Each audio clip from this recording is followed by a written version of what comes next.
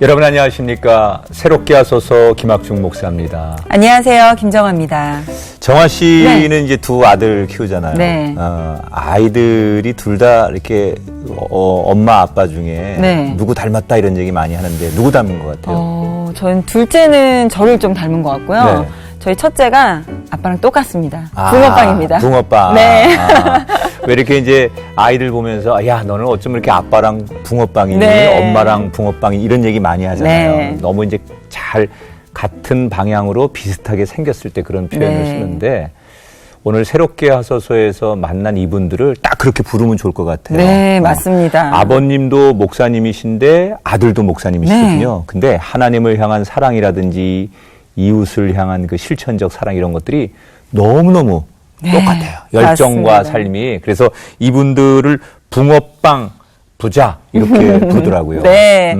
대를 이어 미자립교회를 개척한 아버지 목사님과 아들 목사님의 따뜻한 이야기를 들어볼 텐데요. 먼저 영상을 통해서 그 주인공을 만나보시죠. 시골 마을에서 교회를 개척하고 헌신하는 아버지의 모습을 보면서 목사란 힘들고 가난한 사람이다 라고 생각한 아이가 있었습니다. 목사만은 절대 되지 않겠다던 아이는 훗날 어른이 되어 다음 세대를 위한 작은 교회를 개척했는데요. 바로 류인영 목사의 이야기입니다. 그렇게 꺼렸던 목회자의 길도 지긋지긋했던 가난도 기쁜 마음으로 품을 수 있었던 것은 아버지 류기전 목사가 있었기 때문입니다. 충청남도 공주, 무당이 흔한 계룡면 하대마을에 처음 교회를 세우고 반겨주는 이 하나 없던 그곳에서 37년간 마을 어르신들과 어린이들을 섬겨온 류기전 목사. 아버지를 통해 한 번뿐인 인생을 가장 가치 있게 쓰는 길은 바로 주님을 위해 바치는 것임을 깨달은 류인영 목사는 미자립교회라는 십자가를 물려받았습니다. 그는 신세례 목사로서 교회 사역은 물론 크리스천 종합 엔터테인먼트를 설립하고 작은 교회의 찬양 밴드 만들기 프로젝트를 통해서 하나님 나라를 확장해가고 있습니다. 대를 이어 영원한 가치에 아낌없이 헌신하는 류기전, 류인영 목사의 부전자전 믿음 성장 스토리에 귀를 기울여 봅니다.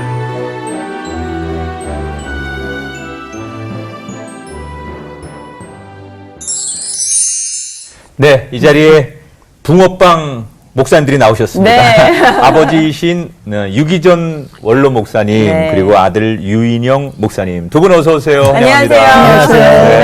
반갑습니다. 야, 이렇게 앉아 계셔도 붕어빵이네요. 아니 정말 아버지와 아들이 함께 이렇게 한 자리에 앉아있는 모습 정말 보기 좋은데요. 오늘은 특별히 두 분 나오셨으니까 서로를 좀 소개해주면 어떨까. 아버지가 그래. 소개하는 아들, 네. 또 아들이 소개하는 아버지는 어떤 소개가 될까 궁금해요. 네, 한번 서로를 좀 소개해주세요. 아버님 먼저. 예. 우리 아들은 이제 정말 아버지지만 네. 참 존경할 만한 그런 네. 아들이었고 참 볼수록 정말 대견스럽고 참 훌륭한 참 목회자가 될 것다는 생각을 하고 있습니다. 네. 아버지가 볼 때 아들은 야. 참 멋지고 존경스러운 예. 사람이다. 최고의 칭찬 아닌가요? 네. 그 아들이 보는 아버지는 어떤 분입니까? 저는 그 초등학교 때 가장 존경하는 사람 쓰는 네. 난에 늘 저는 아버지를 썼거든요. 네. 그리고 가장 존경했었고요. 네. 그리고 가장 예수님을 많이 닮은 분이 아닐까라고 늘 생각을 했습니다. 이거 우리는 네. 어떻게 해야 되나요? 아유, 정말 부끄러워지네요. 이야, 두 분 다 이렇게 이제 하나님의 부름을 받고 목사님이 되셨는데 여러 가지 공통점들이 있으시더라고요. 네. 우선 가장 큰 공통점이 두 분 다 개척교회를 하셨어요. 네. 그래서 아버님부터 아버님이 개척하신 교회는 어디였지요? 지금 충청남도 네. 공주 땅에 있는 네. 그 계룡산 밑에 계룡산 밑에. 계룡산 밑에 있습니다. 몇 년도에 네. 개척을 하셨어요? 81년도에 81년도. 네. 그러면 그곳에서 개척하셔서 평생 목회하시고 지금 이제 원로 목사님이니까 은퇴를 하신 건데 총 몇 년을 목회하신 겁니까? 개척하고 37년. 개척을 직접 하셔서 예. 마무리할 때까지 예. 37년을 목회하셨던. 이거 그러니까 개척을 해서 한 교회에 오래 있는다는 것도 정말 대단한 그렇죠. 거거든요. 은퇴를 언제 하신 거죠, 그럼? 작년 4월 달에 했습니다. 아, 얼마 안 되셨군요. 네. 근데 목사님, 이렇게 말씀하실 때 조금 불편해 보이시는 부분이 있는데, 어디 몸이 좀 안 좋으신 건가요? 개척할 때 네. 전도사 시절에 네. 이제 오토바이 타고 다니면서 네. 전도할 때 좀 입이 좀 돌아갔었어요. 사고. 아니 사고는 아니고 네. 네. 찬바람 맞고 네. 그래서 침 맞고 네. 기도하면서 침 맞고 해서 그러니까 좀 이렇게 많이 이제 풍 이런 게 예, 예. 오셨던 거죠. 근데 많이 아마 지금 네. 건강해지셔서 네. 이렇게 얼핏 보면 잘 모르겠는데 네. 또 이렇게 말씀하실 때 보면 좀 불편하신 게 여전히 좀 있는 것 같다 이런 생각이 들어서 여쭤봤는데요. 네. 그 시골에다가 개척한다는 게 쉽지 않거든요. 그리고 대개는 이제 과거에는 도시로 사람들이 나와서 개척을 하려고 하지 그렇죠. 시골로 안 가려고 했는데 목사님께서는 당당하게 시골에다가 개척을 하셨거든요. 아버지가 그렇게 시골에서 개척해서 어렵게 목회하는 걸 아들이 봤을 텐데 아들 목사님도 그 개척이라는 게 얼마나 힘들고 본인이 청소년 시절에 대개 아버지가 개척하는 걸 어렵게 본 사람들은 나는 절대로 목회를 안 해. 목회를 해도 개척은 안 해. 뭐 이런 게 대부분 그렇죠, 공식인데 아들은 아버지의 목회 모습을 봐놓고도 당당하게 아버지처럼 그 개척 정신을 이어가셨어요. 저는 어렸을 때부터 아버지가 그렇게 희생적으로 사는 거가 너무 멋있어 보였고요. 네. 섬김의 모습이 너무 멋있어 보여서 뭐 당연히 저는 그런 사역자의 길을 생각을 했었고요. 그런데 제가 목회는 사실은 생각을 안 했어요. 그런 어려움 때문에 아니라 문화사역의 비전이 많이 있어가지고요. 네. 문화사역을 젊은 시절 어렸을 때부터 계속 해왔거든요. 네. 그런데 그 세월호 사건 때 네. 굉장히 온 국민이 아팠잖아요. 그렇죠. 그래서 그 아이들 보면서 너무 아팠는데 길에 지나가는 아이들 보는데 계속 눈물이 나는 거예요. 저 아이들도 지금 영이 죽어가고 있는 그 모습을 보면서 너무 마음이 아파가지고 매일 눈물을 흘리면서 기도하는데 하나님이 갑자기 그런 청소년 전문교회를 개척을 하면 좋겠다라는 마음을 주셨어요. 네. 그래서 그때는 뭐 거부할 수 없어서 그 4년 전에 2015년에 네. 청소년 전문교회를 인천 검단이라는 동네에다가 개척을 했고요. 지금까지 열심히 사역을 했는데요. 네. 지금 한 25명 같이 모여서 예배드리고 있어요. 네. 가족치고는 많은 가족이죠. 그렇죠. 네. 교회 이름도 다음 세대의 교회예요. 네. 일부러 다음 세대를 위한 교회를 만드신 거네요. 근데 이렇게 주님 뜻에 순종하며 개척을 했지만 힘든 순간도 많으셨을 것 같은데 포기하고 싶었던 적은 없으셨나요? 우선 저는 사명이니까 그게 힘들고 그러지는 않았는데 아마 아내가 네. 굉장히 힘들지 않았을까. 네. 그리고 이제 아내가 힘들어하는 모습이 가장 힘들었죠. 그렇죠. 우리 그 유인영 목사님은 아버지를 소개할 때 아버님을 존경한다고 얘기했는데 늘 자랑거리 중에 하나가 우리 아버지는 타고난 예술가시다. 이런 표현을 많이 하신다고 그래요. 어떻게 그런 표현을 하실 수 있죠? 우선은 제가 어렸을 때부터 아버지는 피아노를 치셨거든요. 네. 그 감리교에서는 또 지방 행사들을 많이 하잖아요. 그럼 네. 아버지가 늘 그 옛날에는 그런 부흥회, 네네. 그다음 여름 산상성회 성회, 네. 이런 거 하면 아버지가 그 무대 위에서 그 건반 하나로 그 네. 집회를 그 부흥 강사님에 맞춰서 막 인도하고 이랬던 것들을 오. 보고 자랐는데 네. 나중에 알고 보니까 피아노를 배우신 적이 없는 거예요. 독학을 하신 거죠. 네. 또 그것뿐만이 아니라 저희가 크리스마스 시즌이 되면 그 24일 날 발표회를 하잖아요. 네. 그럼 동네 사람들이 교회에 다 옵니다. 네네. 왜 그러냐면 아버지가 항상 매년 24일 날 발표회 할 때 예배당 뒷 배경에다가 대형 그림을 그리셨어요. 네. 그림까지. 네. 한 와. 5m, 3m짜리 네. 그런 일절지를 뭐 10개를 붙여가지고 대형 성화를 와. 그리셨어요. 네. 그래서 그런 거를 보면서 근데 아버지는 배우신 적이 없는 거예요. 한 번도. 이야. 그래서 좀 제대로 아마 배우셨으면 좀 천재적인 예술가가 되지 않았을까. 뭘 하더라도. 미술도 잘하시고, 네. 음악도 잘하시고. 네네. 이게 사실 그 부흥사들이 막 찬송 부를 때는 음역대가 어느 때는 막 높았다 낮았다, 그렇죠, 뭐 그렇죠. 박자도 뭐 이게 또 조박금도 네. 막 왔다 갔다 하는데 그거를 프로들도 그렇죠. 전공한 사람도 못 따라갈 때가 많거든요. 그런데 그걸 감각적으로 따라간다는 건 그렇죠. 천부적인 재능이 있어야 맞아요. 되거든요. 아니, 자랑하실만 하네요. 네. 못하시는 게 없었는데. 그래서 정말 피아노를 배우러 우리 목사님께 서울에서도 막 찾아오고 그랬다고 하는 게 사실인가요? 저희 지역에서는 이미 소문이 나서 많이 네. 배우러 오셨고요. 네. 실제로 서울에서도 일주일에 한 번씩 교회 내려오셔서 반주자들이. 네네. 심지어는 또 전공한 분들이 찬송가 반주가 너무 어려워서 네. 이제 소문을 듣고 찬송가 반주 때문에 야. 시골까지 내려와서 배우고 올라가고. 아니, 그랬었던 이쯤 되면 기억이 나요. 참 궁금해져요. 우리 아버님 목사님은. 네. 그럼 언제부터 그렇게 피아노를, 내가 이렇게 잘 치는구나라는 걸 아셨어요? 초등학교 5학년 때, 네. 그 형님이 풍금 옛날 네. 교회에서 네. 풍금 네. 가지고 이렇게 네. 음악을 하는데 그걸 보고 제가 반해가지고 네. 가르쳐 달라고 했어요. 네. 그래서 그때 조금 배워가지고 그때부터 제가 막 이제 혼자 막 혼자서. 예, 독학으로 찬송가 막 연습해보고 해가지고 네. 찬송가를 그냥 안 보고도 다 이제 칠 수 있도록 된 거죠. 네. 그러니까 음이 낮고 높아도 다 따라서 이렇게 올라가서 네. 내려도 할 수 야. 있는. 그러니까 음을 딱 들으면 예, 예. 건반에 딱 갖다 대면 예. 금방 맞출 수 그러니까 있는 이거는 재능이 있는 거예요. 정말 절대적인 재능이죠. 그게 이제 네. 코드로 따라가시는 거죠, 이렇게. 예, 그대로. 네, 코드로 따라가시는데 그게 굉장히 리듬하고 뭐 여러 가지 그 안에 영성 이런 것들이 되니까 그렇죠. 일반 악기를 하시는 분들하고 이 찬양을 반주하는 분들은 완전히 달라요. 맞아요. 그러니까 그거를 정말 그렇게 배우지 않고 잘하셨다는 것은 정말 천부적인 재능이 그렇죠. 있었던 태고는. 건데 그 피는 못 속이는 거예요. 네. 또 아들 목사님도 이게 아버지가 천재적인 음악가의 재능이 있다고 그렇게 얘기를 네. 하시는데 아들도 그 재능을 물려받은 거예요. 붕어빵이 많네요. 동네 아이들에게 악기를 가르쳐 주셨다는 거예요. 그러면 이게 이제 아버지 시대는 안 배우셔서 그렇게 했지만 동네 아이들에게 악기를 가르쳐 주려면 본인은 이제 배우셨다는 얘기 아니에요. 저도 이제 고등학교 시절에 찬양단 동아리를 들어갔어요. 네. 네. 원래는 어렸을 때 제가 운동을 했어요. 무슨 운동을 했어요? 축구 육상 선수 하다가 축구 선수를 했거든요. 네. 초등학교 5살 때, 네. 5살 때 심한 교통사고로 제가 죽을 뻔하고 이제 수술로 살아났는데 네. 몸이 너무 허약해서 어머니가 초등학교 때 육상 운동을 일부러 이제 운동을 시키셨어요. 권해주셔서 몸이 약해서. 네네. 그래서 운동을 쭉 하다가 이제 나중에는 축구 선수로 발탁이 돼서 네. 축구 선수 생활을 했는데 그 중간에 이제 다치면서 축구를 그만뒀어요. 그만두게 됐는데 그만뒀을 때 축구부를 그만둔 선배님들이 네.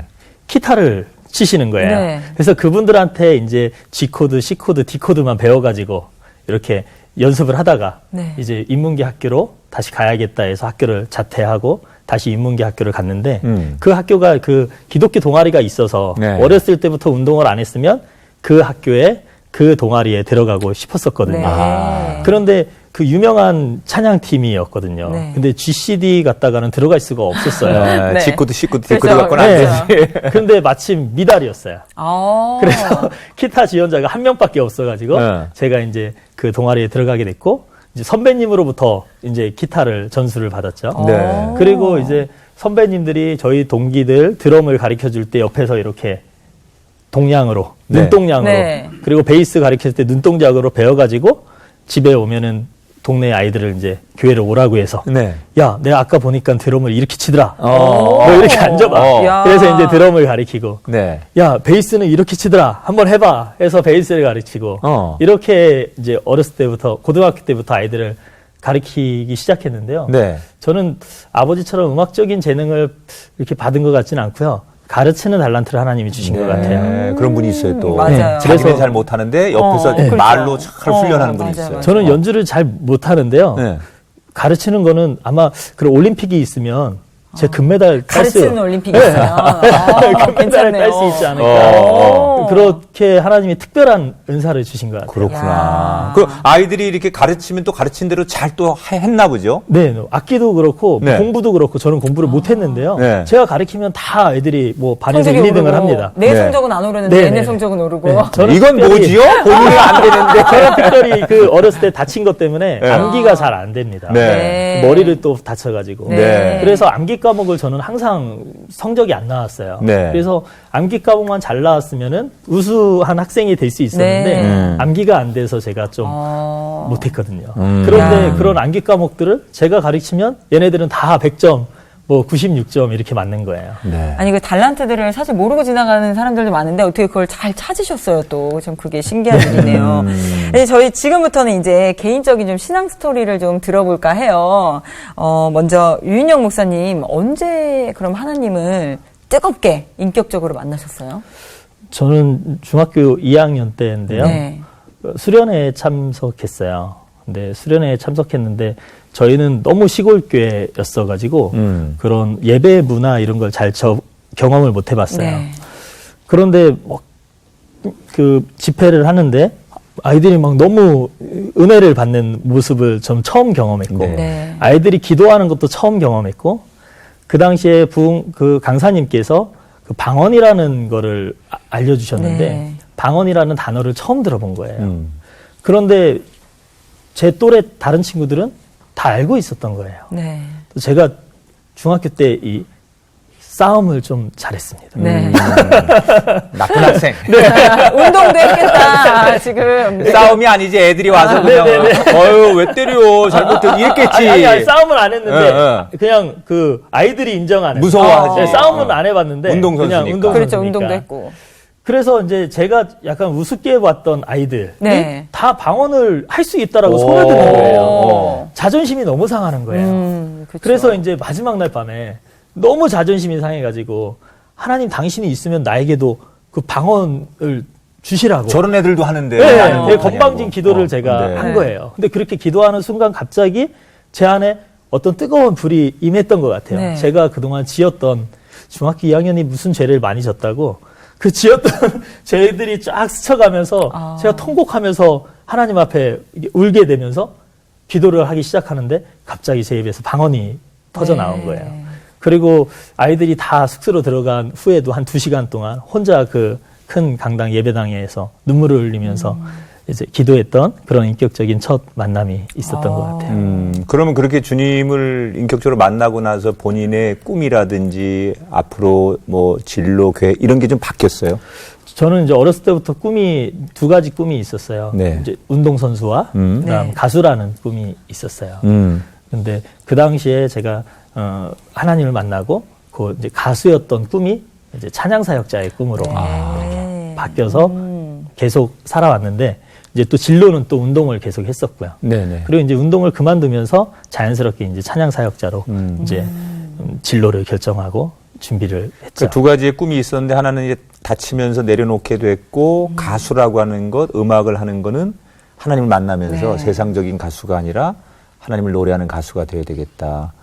사실 꿈이라는 게 그냥 저절로 이루어지는 건 아니잖아요. 나름대로 그 꿈을 이루려면 이제 노력도 하고 본인이 뭔가 도전하고 시도해야 되는데 그렇게 하나님 만나서 내가 노래하는 하나님의 가수가 돼야지라고 꿈을 꾸면서 나름대로 또 본인이 노력하고 도전한 내용도 있을 텐데 뭘 그때 어떻게 하셨어요?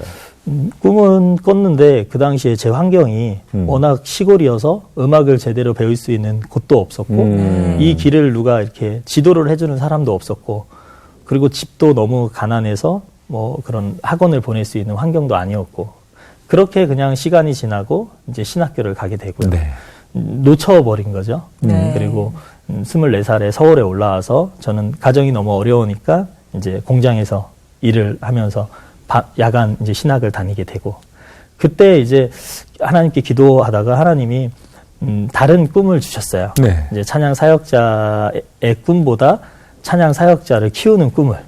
그 당시에 이제 교회에서 제가 교육 전도사로 있었을 때 그 주일학교 4학년 아이들, 11살 아이들을 통해서 하나님이 꿈을 주셔가지고 그 아이들을 지금까지 16년째 이렇게 네. 키우고 있는데 그 아이들이 이제 지금 프라이드 밴드라고 네. 가수로도 활발히 활동하고 찬양 사역자로도 활발히 활동하고 있는 그런 아이들이 있습니다. 그러면 그 가르친 아이들이 계속 사역을 같이 하고 교회 사역도 돕고 세상에 나가서 음악도 하고 지금 그렇게 하는 건가요? 네네. 그럼 처음에 그 목사님이 교회를 개척했을 때도 합류하고. 네. 그 전에 섬겼던 교회에서 그 전에 저와 그 프라이드 밴드를 문화 선교사로 파송을 해주셨어요. 네. 왜냐면은 매주 사역이 있었으니까 그래서 이제 매주 사역을 돌다가 그 아이들이 성인이 되면서 멤버가 2명이 빠지게 됐어요. 네. 개인적인 사정에 의해서. 그래서 갑자기 사역을 또 못하게 되는 상황이 왔었고요. 네. 그래서 이제 머뭇머뭇하고 있다가 그럼 우리 같이 이제 교회를 개척하자라고 해서 그 아이들과 함께 교회를 개척하게 개척까지 됐죠. 함께 하게 됐네요. 네, 그렇군요. 아니, 우리 목사님께서는 어쨌든 목회자로 헌신하겠다고 결심을 하셨는데 그게 아무래도 아버지의 영향이 좀 많이 크지 않았을까라는 생각이 들거든요. 평소 내가 보는 아버지의 모습은 어떠한 모습들이었나요? 아버지는 저는 모든 목사님이 다 이렇다라고 생각을 했어요. 네. 늘 마을에서는 아버지가 119 네. 응급구조 반장같이. 전화 오면 네. 무조건 네. 아버지가 네. 쫓아가고 저희 아버지 차는 그냥 마을의 공용차. 그냥 항상 사람들이 급하면 쓰고 병원 가야 될 네, 때. 아버지는 뭐 모든 동네 할머니들의 어떤 그런 뭐 119 대원 같은 네. 아무나 교회를 나오시는 분이든 안 나오시는 분이든 네. 늘 모든 문제가 있으면 아버지에게 전화를 하면 아버지가 다 모든 거를 그래서 저는 당연히 목사님의 삶은 저런 삶이라고 저는 배워왔기 때문에 네. 그게 당연하게 여겨졌던 것 같아요. 네. 우리 아버님은 언제 하나님 앞에 주의 종으로 부름을 받으셨어요? 저는 저희 아버님도 목사님이셨는데요. 그러세요. 네. 그럼 지금 3대째. 그러네요. 예, 3대째죠. 네. 옛날에는 부흥회를 많이 했잖아요. 네. 교회에서. 그때 제가 이제 고3 때인데 부흥회를 통해서 은혜를 받아야 되는데 은혜가 안 되고 네. 그랬는데 마지막 날 밤에 뭐 아무것도 없으니까요. 뭐 은혜도 없고 뭐가 없어서 그냥 마지막 밤에는 아주 제가 막 그냥 매달리다시피 하나님 앞에 뭔가 좀 보여달라고 들려달라고 막 짜증 부리면서 막 그냥 네. 아주 때를 쓴 애원 거죠. 하듯이 네. 막 해봤어요. 근데 마지막 밤에 이제 부흥이 다 끝나고 네. 다 끝나고 마지막 밤에 단 이제 재단 앞에서 그렇게 막 기도하면서 짜증도 부리면서 또 막 애원도 해가면서 그때 하나님께서 저에게 은혜를 주셨는데 향기가 재단에서 향기가 막 흘러나오는 거예요. 네. 그러면서 마음이 확 편안해지면서 네. 내가 너를 지금까지 사랑했는데 너는 왜 나를 사랑하지 못하느냐고 하는 그런 음성이 들리는 거예요. 네. 그래서 정말 하나님 살아계시구나. 네. 그때부터 이제 하나님을 이제 모시고 아버님은 계속해서 저를 목사하라고 이제 하셨어요. 했는데 네. 저는 싫다고 했는데 그때부터 내가 이제 목사를 해야 되겠다 하는 마음을 갖고 계속해서 이제 신앙생활 하면서 이제 신학을 공부하게 된 거죠. 네. 그랬군요. 네. 고3 때 그런 네, 은혜 고3 체험을 때 만나게 된 통해서. 거예요. 지금 이제 아드님 얘기를 옆에서 이렇게 듣고 계시잖아요, 네, 아버지. 네. 흐뭇한 미소를 지금 머금고 계신데, 반대 경우도 있거든요. 아버지 헌신을 보면서 나는 아버지처럼 안 살 거야. 그리고 아버지 길을 안 따라가는 아들들도 있는데, 우리 아드님은 아버지를 존경하고 아버지가 걸어갔던 그 고생스러운 길을 보면서 참 훌륭하시다. 그리고 나도 아버지처럼 살아야지 그러면서 지금 개척하고 뛰어들고 있잖아요. 그런 아들을 보면서 아버지 생각은 어떤 생각이 드실까 궁금해요. 아들 보면서 어떤 생각이 드세요? 근데 저도 이만큼 살아와 보니까요. 인생이라는 게 그렇게 대단한 게 아니고 별거 아니다. 정말 주님을 위해서 일하는 것이 정말 가치 있는 일이라는 것을 깨닫게 되고 네. 뭐 이것이 정말 최고의 가치고 최고의 귀한 일이 있기 때문에 힘들고 어려워도 주의 길을 간다는 내 아들을 볼 때 너무나 대견스럽게 생각이 되는 거죠. 아드님이 지금 몇 형제 중에 3형제 중에 막내 아들. 막내 아들이 네. 지금 목사가 예, 되신 아이고. 거군요. 그 형님들은 목회 안 하시고. 예. 네. 그 막내가 더군다나 제일 예쁜데 그렇죠. 사랑스러운데 막내가 목회한다 그럴 때 마음이 좀 안쓰럽거나 그러진 않으셨어요? 그러진 않았어요. 네. 든든하시죠? 네, 든든하죠. 네. 네. 아니, 우리 류인용 목사님께서는 그렇게 교회를 개척해서 또 아버지 길을 따라가시면서 그 도전을 끝이 없이 하고 계세요, 도전을. 그 프라이드 밴드를 결성을 토대로 또 문화 선교 기획사를 설립을 하셨어요. 기획사를요? 네, 어떤 기획사인가요? 기독교 종합 기획사인데요. 네.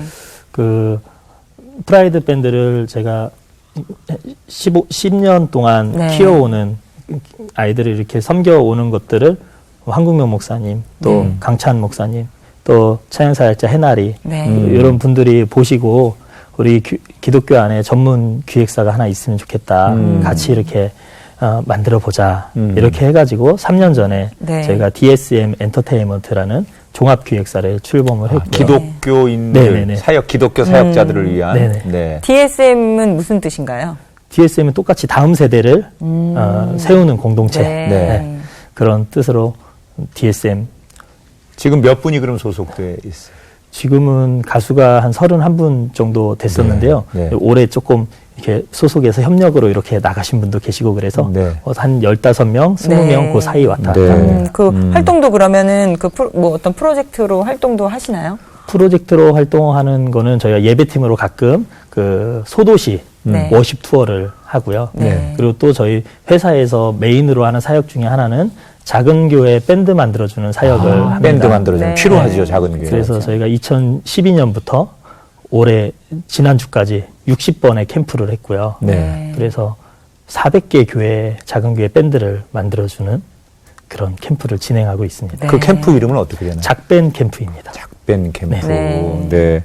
그리고 뭐 워십 투어 이제 웨이크 이게 이제 찬양 집회 소도시 네. 가서 하늘 이제 때 붙이는 이름인가 네, 보죠. 큰 도시들은 그런 큰 찬양팀들, 유명한 찬양팀들이 가서 네. 집회를 하는데 이게 조그만 도시들은 또 그런 팀들이 움직이기가 어려워서 그런 도시에서 연락을 주시면 저희가 프로젝트 팀으로 가서 섬기고 옵니다.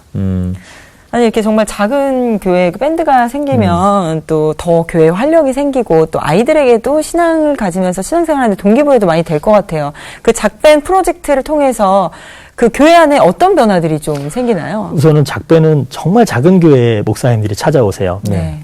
가장 작은 교회는 전교인이 4명, 목사님, 사모님, 네. 자녀 2.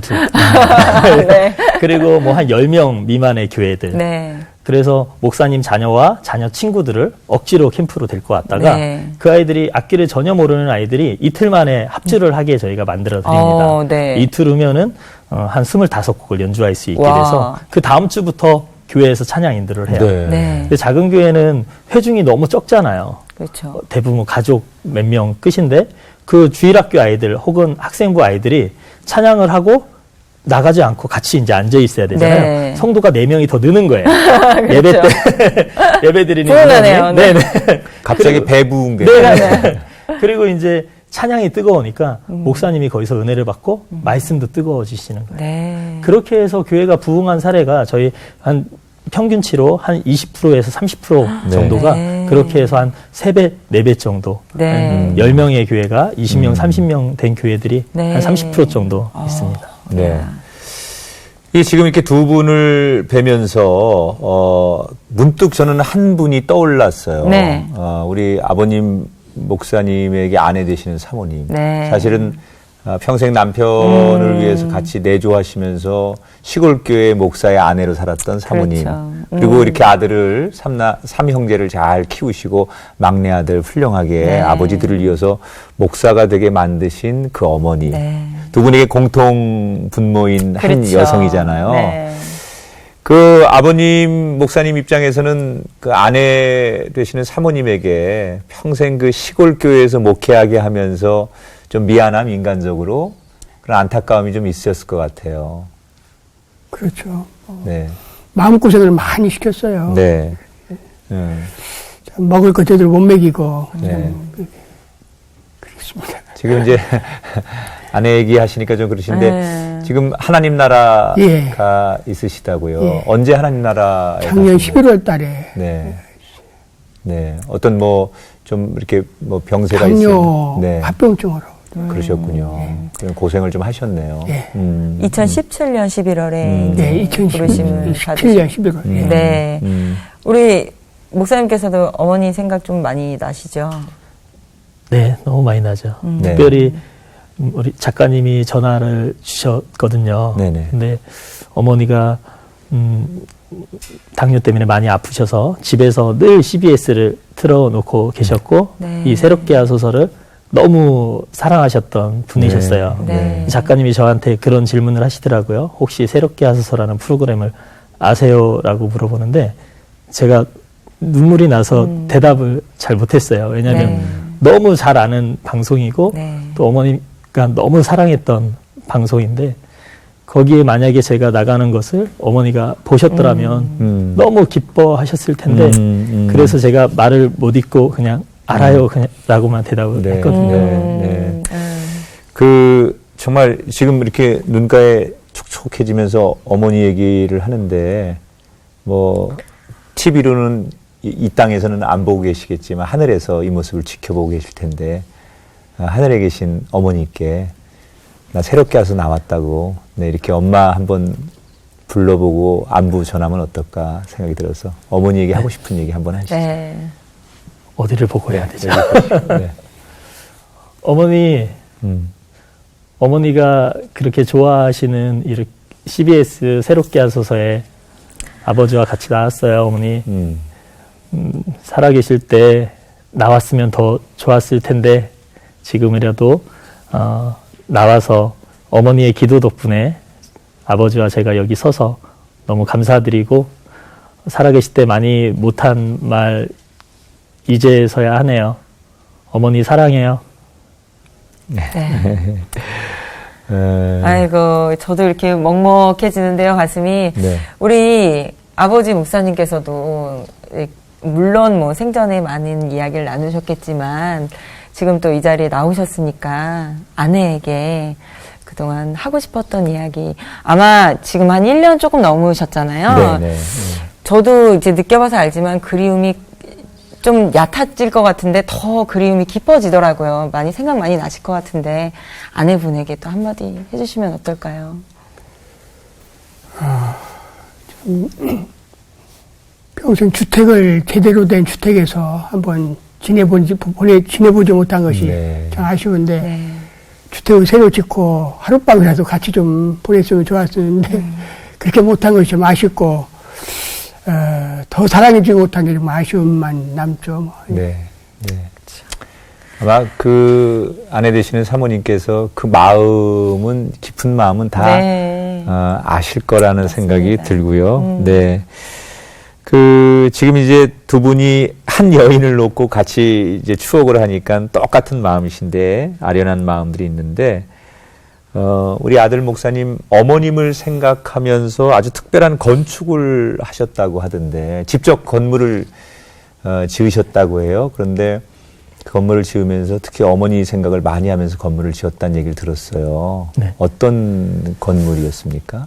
우선 제가 문화사역을 하다 보니까 재정적으로 어려움이 많아서 인테리어 기술을 배웠어요. 네. 그래서 거기서 벌은 수입을 갖고 이제 문화사역에 이제 헌신을 했는데 아버지가 전화가 오셨어요.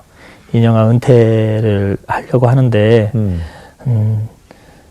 후임 목사님에게 사택을 만들어 드려야 되지 않겠니? 은퇴하시는 분이 자기 집이 아니라 후임 그러게요. 목사님한테 네. 어허. 이거를 내가 만들지 못하고 은퇴하면 평생 마음의 짐이 되겠다라고 하시면서 아버님 얼마 있으세요? 그랬더니 1,500만 원 있으시대요.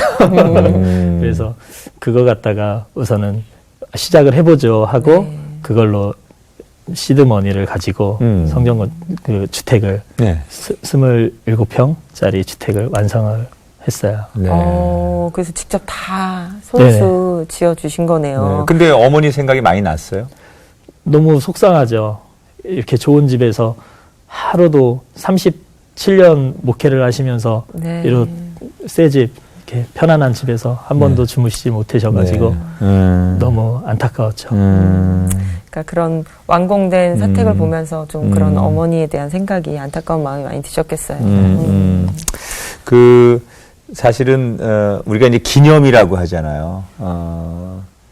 그냥 내가 쓰고 없어지는 거는 기념이 되지 않아요. 네. 그런데 나는 쓰지 못했지만 누군가가 계속 그것을 쓰고 또 뭔가를 생각할 수 있다면 그걸 기념이라고 하거든요. 그러니까 어머니는 당신은 불편하게 고생하고 사셨을지 몰라도 이 땅에 기념을 주고 가신 거니까 아마 오늘 또 방송을 통해서 그런 것들이 세상에 알려졌기 때문에 그 사택은 세상의 단순한 또 하나의 집이 아니라 어쩌면 거룩한 성전 또 하나님의 나라의 작은 한 모퉁이 뭐 이렇게 저는 불려져도 될 것 같다라는 생각이 들어요.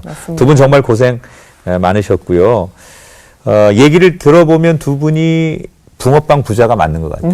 네, 너무 많이 맞아요. 공통점이 있는데 아버지가 평생 이제 개척교회 그리고 이 목회가 얼마나 어려운지 그것도 미자립교회라는 게 얼마나 힘든지 알면서 37년을 끝까지 완수를 하셨단 말이에요. 그런데 그 고생스러움을 지금 아들이 걸어가고 있다는 거에 대해서 인간적으로는 안타까우실 거고 그러나 영적으로는 참 또 기특하실 것 같고 그래서 아들에게 비록 어려운 길이고 좁은 길이지만 이 개척교회를 하고 있는 아들에게 응원과 이런 목사가 되라라고 하는 격려의 말씀을 좀 주시면 좋을 것 같아서 아버님에게 부탁을 드리겠습니다. 모든 사람들이 성공을 바라는데 성공하는 목회자가 아니라 정말 섬기는 목회자가 됐으면 좋겠다. 네. 야. 그 한마디. 아니, 평소에 두 분 감정 표현 잘 안 하시죠?